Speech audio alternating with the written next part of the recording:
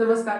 मराठी भाषा विश्व या माझ्या यूट्यूब चॅनलमध्ये आपल्या सर्वांचं स्वागत. आज आपण इयत्ता 9वी अक्षर भारती म्हणजे इंग्रजी माध्यमाचं जे काही मराठीचं पुस्तक आहे त्या पुस्तकातली एक कविता बघणार आहे.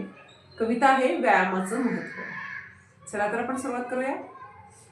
ही जी कविता आहे व्यायामाचे महत्त्व ही राष्ट्रसंत श्री तुकडोजी महाराज यांनी लिहिलेली आहे. यांचा थोडक्यात परिचय आपण बघूया. संत कवी, समाजसुधारक, अंधश्रद्धा, जातीभेद, धर्मभेद यासारख्या समाजविघातक गोष्टींवर हल्ले चढवून त्यांनी देशभक्ती, अहिंसा, आत्मसंयम यांचे पाठ दिले. गावागावातून गुरुदेव सेवा मंडळे स्थापन केली. या कार्याबद्दल भारताचे पहिले राष्ट्रपती डॉक्टर राजेंद्र प्रसाद यांनी त्यांना राष्ट्रसंत ही उपाधी दिलेली आहे. त्यांचे अनुभव सागर, भजनावली, सेवा स्वधर्म, राष्ट्रीय भजनावली इत्यादी पुस्तकं आहेत.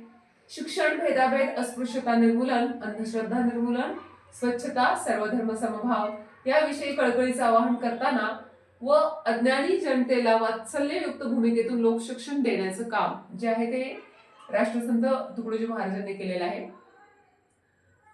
आपल्या मानवी जीवनामध्ये व्यायामाचं काय महत्व आहे? आजकाल मोबाईल आणि जे काही बैठे गेम आहेत, बैठे खेळ आहेत, त्यामुळे विद्यार्थ्यांना व्यायाम किंवा शरीराची जी काही कसरत आहे त्याचं महत्व राहिलेलं नाहीये. तर त्यांनी अगदी साध्या सोप्या भाषेमध्ये आपल्याला हे व्यायामाचं महत्व सांगितलेलं आहे. चला तर आपण सुरुवात करूया.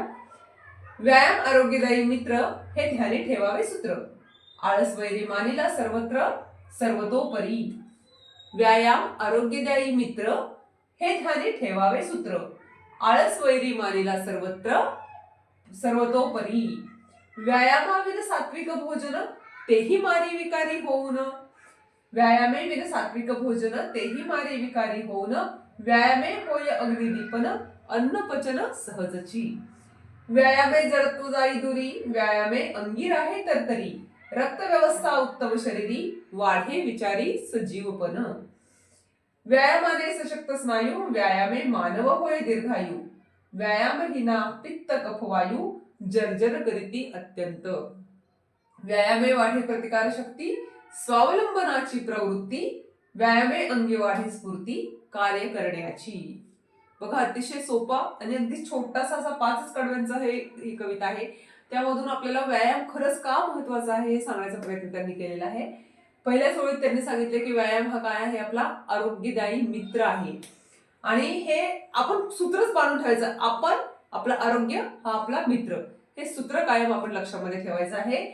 त्यानंतर आळस हा आपला सगळ्यात मोठा वैरी आहे. सर्वतोपरी, सर्वत्र, कायम, प्रत्येक ठिकाणी, प्रत्येक वेळी आळस हा आपला काय आहे?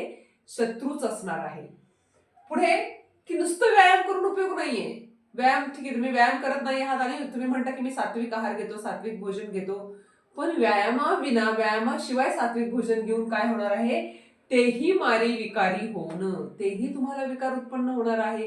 नुसता सात्विक आहार घेतला आणि त्या शरीराला कुठल्याही प्रकारचा व्यायाम नाहीये तर तेही योग्य नाहीये. व्यायामे होय अग्निदीपन अन्न पचन सहजची. जो काही तुम्ही सात्विक आहार घेतलेला आहे त्या सात्विक आहाराचं पचन सुद्धा व्यवस्थित झालं पाहिजे.